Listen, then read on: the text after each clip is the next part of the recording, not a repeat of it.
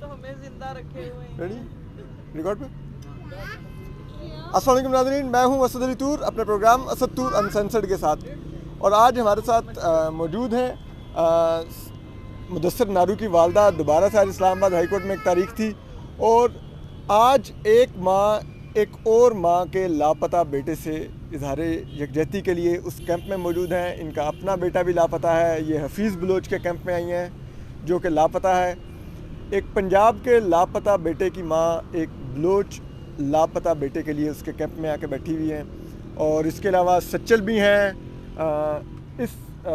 जो हफीज़ बलोच के लिए जो कैंप चल रहा है, धरना चल रहा है, उसकी भी सपोर्ट कर रही हैं ईमान मज़ारी, वो भी हैं। और जबकि ईमान डे वन से वकील हैं मुदस्सिर नारू की भी जो लापता हैं, तो उस सिलसिले में इनसे बात करेंगे। तो दोनों केसेस पर आज बात करेंगे। तो सबसे पहले बात करते हैं मुदस्सिर की वालदा से। जी आंटी, क्या आज आप आई हैं, कुछ उम्मीद बड़ी है या घटी है? तारीखें तो चल रही हैं। जी कम हुई है। मुझे तो आज लगता था कि बड़ा कोई फ़ैसला आएगा, लेकिन जब फिर तारीख आगे हो गई तो मुझे दुख बहुत ज़्यादा हुआ है कि ये क्या है।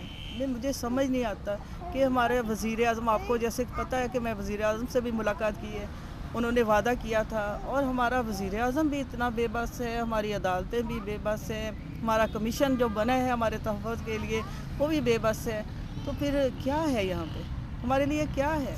हमें इस मुल्क में रहना चाहिए, और ये जो मार्शल लॉ और क्या होती है, जो चीज़ें जो अदारे कोई अपने मर्ज़ी से कोई काम नहीं कर सकते, तो फिर इसको हम क्या कहेंगे? तो ये जो हफीज़ का है, जो है ये बलूचिस्तान का हो, पंजाब का हो, जो माएँ तो एक ही खून एक ही जैसी हैं, इनका दुख एक जैसा है।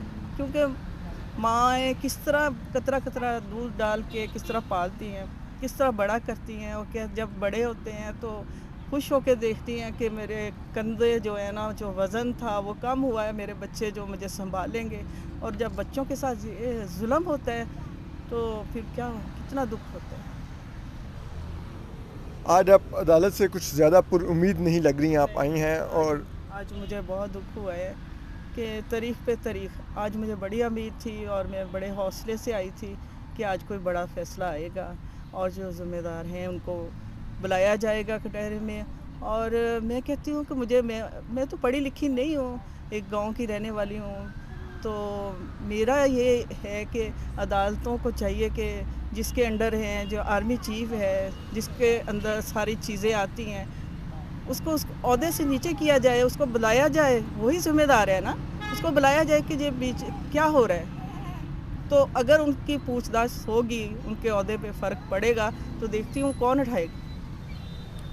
बिल्कुल, पाकिस्तान की आईनी अदालतें हैं और ये एक रियासत का सुतून है। अगर यही इंसाफ नहीं कर सकेंगी, यही जो लोग ताकतवर हैं, जो इन लोग सब चीज़ों के ज़िम्मेदार हैं, अगर उनको नहीं बुलाएंगी, उनकी बाज़पुरस नहीं करेंगी, इस पॉलिसी को नहीं रुकवाएंगी, तो फिर तो आज मुदस्सिर कल गया था, आज हफीज़ बलोच गया है, और परसों कोई और जाएगा।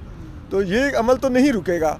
और अब हम ज़रा बात करते हैं ईमान से भी। ईमान, आज क्या हुआ है? आज कोर्ट के अंदर क्या चीज़ें सामने आई हैं? असद, आज जो रजिस्ट्रार था कमीशन ऑफ इंक्वायरी जो जबरी गुमशुदगियों के लिए बना हुआ है, उसने बड़ी इंसेंसिटिविटी और एपैथी का डिस्प्ले किया कोर्ट में। उन्हें ना अपने मैंडेट की कोई समझ है, ना अपने TORs की कोई समझ है। उनसे पूछा गया कि आपके ये TORs में है कि आपने लोगों की शनाख्त करनी है जो इस प्रैक्टिस में मुलव्वज़ है। वो कहते हैं नहीं जी, हम बस प्रोडक्शन और ऑर्डर जारी कर देते हैं। तो जी जज साहब ने भी, चीफ़ जस्टिस ने उनसे पूछा कि उसके बाद क्या होता है, क्या आपने कभी किसी पर ज़िम्मेदारी फ़िक्स की हुई है या नहीं।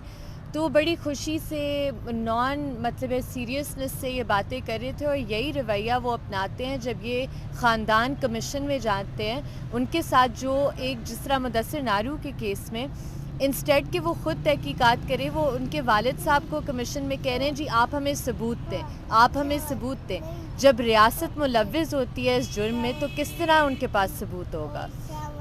जिसके सबूत रियासती इदारे नहीं दे रहे, वो उसके सबूत एक प्राइवेट सिटीज़न से मांगे जा रहे हैं कि आपका बेटा लापता है, आप सबूत दें, वो लापता हुआ है। अच्छा, ये जो आज की समात से मुदस्सिर की वालदा तो काफ़ी मायूस नज़र आ रही हैं।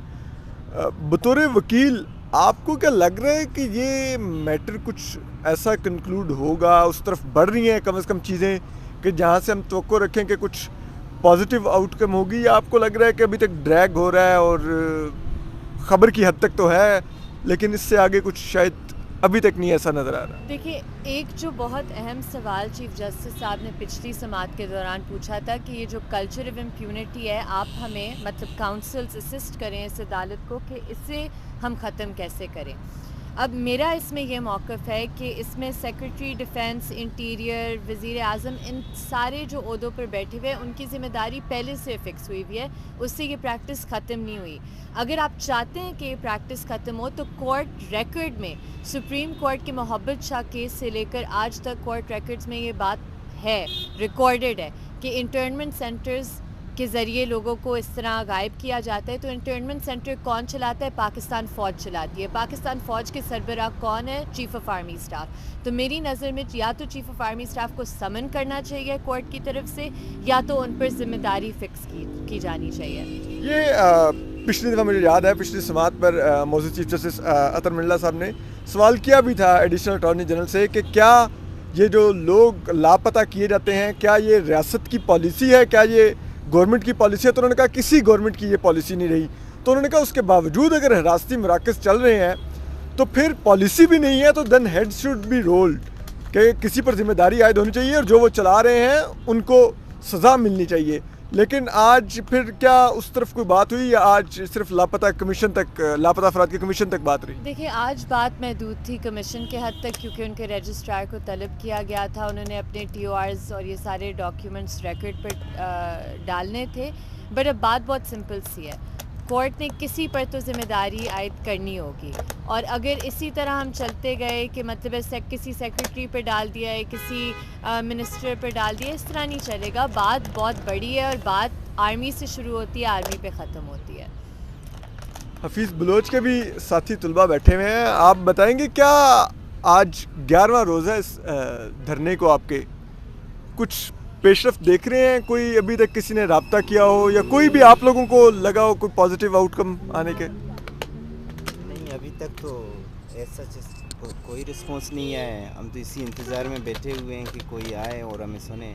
حکومت سے ایک نمائندہ آئی تھی شری مزاری صاحبہ، لیکن انہوں نے ایسا شیورٹی تو نہیں دی۔ انہوں نے کہا میں وزیر اعظم سے صرف بات کروں گی، تو ہمیں نہیں پتہ کہ انہوں نے کمیٹی کی بھی ایک بات کی تھی، لیکن ابھی تک کمیٹی کا نہ کوئی خبر ہے نہ انہوں نے کوئی رسپانس آگے سے پھر دیا ہے۔ ہم ویسے ہی جاری ہے بیٹھے ہوئے۔ اور آج 11واں دن ہے، شری مزاری صاحبہ بھی if I am not wrong 3 دن پہلے آئی تھیں، اس کے بعد سے پچھلے 3 دنوں میں بھی کوئی دوبارہ رابطہ نہیں کیا گیا؟ نہیں، بالکل بھی کوئی بھی کسی نے بھی رابطہ نہیں کیا۔ وہ حفیظ بلوچ کے جو فادر آئے ہوئے تھے تو ان کو دیکھ کے تو ہم خود بھی پتہ نہیں، ہم سمجھ بھی نہیں آتی کہ ہم کیا کریں، کس طرح کریں۔ ہم صرف یہاں بیٹھ سکتے ہیں اور بیٹھے ہوئے ہیں، اور ہم یہی گزارش کرتے ہیں کہ ہماری بات سنی جائے اور حفیظ بلوچ کو رہا کیا جائے۔ آپ کی تعلیم کا کتنا حرج ہو رہا ہے جو یہاں پر بیٹھے ہوئے ہیں؟ اپنے آپ جا رہے ہیں یونیورسٹیز میں، اپنے کلاسز اٹینڈ کر پا رہے ہیں کہ یہیں پر ہی بیٹھے ہوئے ہیں فی الحال؟ ہم کوشش کر رہے ہیں کہ ہم مینیج کر پائیں، لیکن ہم کب تک مینیج کر پائیں گے؟ لازمی ہے جب تک حفیظ نہیں نکلے گا ہم سفر کر رہے ہیں، کلاس لینے کا بھی کوئی فائدہ نہیں ہے۔ جب ہمارے ذہن میں یہ ڈالا گیا ہے کہ آپ کو اٹھا لیا جائے گا، آپ زندہ رہنے کے قابل نہیں ہیں، تو مجھے نہیں لگتا کہ ہم پڑھ پائیں گے۔ ہم کلاس لے بھی لیں تو پڑھنے کے قابل نہیں ہیں۔ یہاں پر اتنے دن سے سردی میں پوری رات بھی گزارتے ہیں آپ لوگ، تو کھانے پینے کا کیا سلسلہ کرتے ہیں؟ کیسے رات گزارتے ہیں یہاں پر؟ اصل میں ٹوکن انگر اسٹرائک ہے تو کھانا تو ہوتا نہیں ہے دن کو ایز سچ، لیکن ہر کوئی اپنے حساب سے جس کو کھانا ہوتا ہے وہ جاتا ہے ہوٹلز وغیرہ میں، تو وہ خود ہی اپنے خرچے پہ اپنے حساب سے وہ کھا لیتے ہیں۔ ہمیں نہیں پتہ کہ کون کدھر جاتا ہے کھانے، لیکن ہوٹلز میں جاتے ہیں کہ ادھر ٹوکن انگر اسٹرائک ہے تو ادھر نہیں کوئی کھانا وغیرہ اس طرح کا کوئی انتظام وغیرہ ہم نہیں کرتے اور ہے نہیں اور کر بھی نہیں سکتے۔ بہت شکریہ۔ آپ نے سنی بات حفیظ بلوچ کے ساتھی طالب علم کی بھی، ان کے ہاتھ میں مدثر کا پوسٹر ہے، مدثر کی والدہ حفیظ بلوچ کی تصویر لے کے بیٹھی ہیں۔ مطالبہ ان ماؤں کا یہی ہے کہ ان کے بیٹے گھر بھیج دیں، اور کچھ نہیں یہ ریاست سے مانگ رہی، اور یہ اب ریاست کا فیصلہ ہے کہ یہ کب تک یہ غیر قانونی طور پہ اپنے ہی شہریوں کو جبری طور پہ لاپتہ کرتے رہیں گے، اور کب تک ہمارا آئین سرنگوں رہے گا ان طاقتور افراد کے آگے، کیونکہ یہ آئین پاکستان ہے جو پاکستان کے ہر شہری کو آزادی اظہار دیتا ہے، آزادی موومنٹ دیتا ہے کہ وہ نقل و حرکت کر سکے، اس کو کوئی پابندی نہیں ہوگی۔ یہ آئین پاکستان ہے جو آپ کو سیاسی وابستگی کی دیتا ہے گارنٹی، لیکن یہاں پر نہ تو اس میں سے کسی بھی چیز کا احترام کیا جاتا ہے طاقتور لوگوں کی طرف سے، اور پاکستان کی عدالتیں دیکھ رہی ہیں کہ یہ دن رات یہ تماشا ہمارے سامنے لگا ہوا ہے، لاپتہ افراد لاپتہ ہوئے جا رہے ہیں، مزید ہوئے جا رہے ہیں، معلوم نہیں کس دن پاکستان کی عدالتیں جس آئین کے تحفظ کا حلف وہ لیتی ہیں اس کا تحفظ کریں گی بھی۔ اپنا خیال رکھیے، سلامت رہیے، اللہ حافظ۔